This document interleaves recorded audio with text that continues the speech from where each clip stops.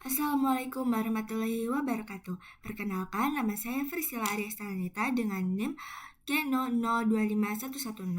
Nah, di sini saya akan menjelaskan saluran sekresi vesika vilea. Yang pertama itu, empedu akan dibentuk oleh hepatosit, kemudian masuk ke canaliculi biliveri, lalu masuk ke ductus biliverus, dan akan masuk ke ductus hepaticus dexter et sinister.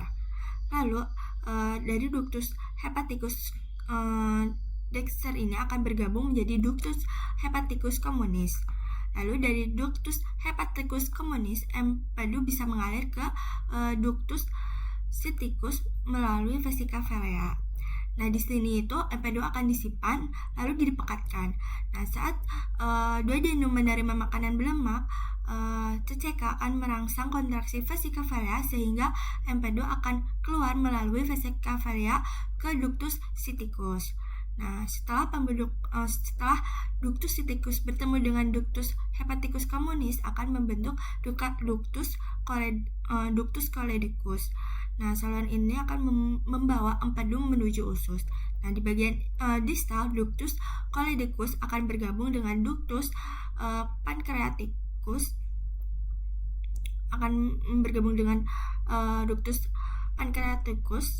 dan membentuk ampula hepatopankreatika. Nah, dari ampula hepatopankreatika, empedu akan keluar melalui papilla duodeni mayor, lalu masuk ke duodenum untuk membentuk pencernaan lemak. Nah, selanjutnya saya akan menjelaskan papilla duodeni mayor. Nah, otot yang mengaliri papilla duodeni mayor pada margo medialis terdapat muara ductus choledicus dan ductus pancreaticus atau Wirsunggi. Nah, ductus pancreaticus ini akan bermuara pada ampula hepatopankreatika atau ampula vateri. Pada muara ini terdapat tonjolan yang disebut papilla duodeni mayor ini. Pada ampula vateri terdapat musculus sphincter OD yang merupakan gabungan dari musculus sphincter choledochi dan ada musculus sphincter ampula vateri dan musculus sphincter ductus pancreaticus.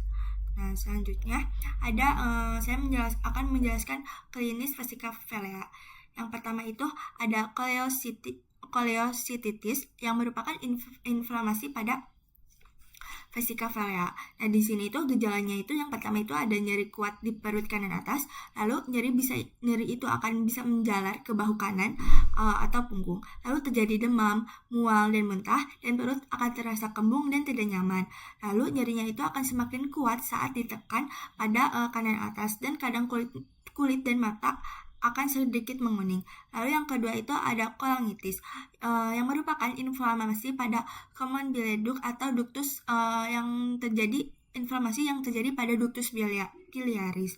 Nah, gejala khasnya itu yaitu demam tinggi, kulit dan mata menguning, lalu nyeri pada perut bagian kanan atas. Lalu jika parah akan terjadi tekanan darah yang turun, lalu sehingga membuat kita lemas dan akan membuat mengantuk berat.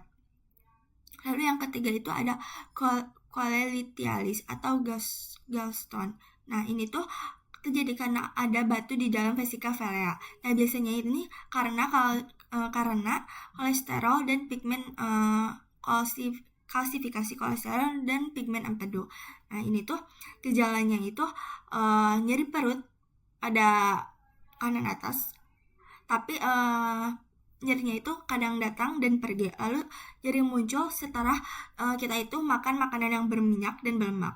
Lalu perut terasa kembung setelah makan, lalu mual dan kadang muntah. Lalu nyerinya itu bisa menjalar ke punggung atau bahu kanan. Lalu yang keempat itu ada choledocholithialis, yaitu batu di ductus choledicus atau ductus biliaris. Nah, gejalanya itu yang pertama itu ada kulit dan mata menguning, lalu ada urinnya itu berwarna gelap, lalu BAB-nya itu pucat dan keputihan, lalu gatal-gatal pada tubuh, lalu nyeri perut pada kanan atas, lalu terjadi mual dan muntah dan bisa menyebabkan demam bila terjadi kolangitis. Sekian dari saya, maaf apabila ada kesalahan. Wassalamualaikum warahmatullahi wabarakatuh.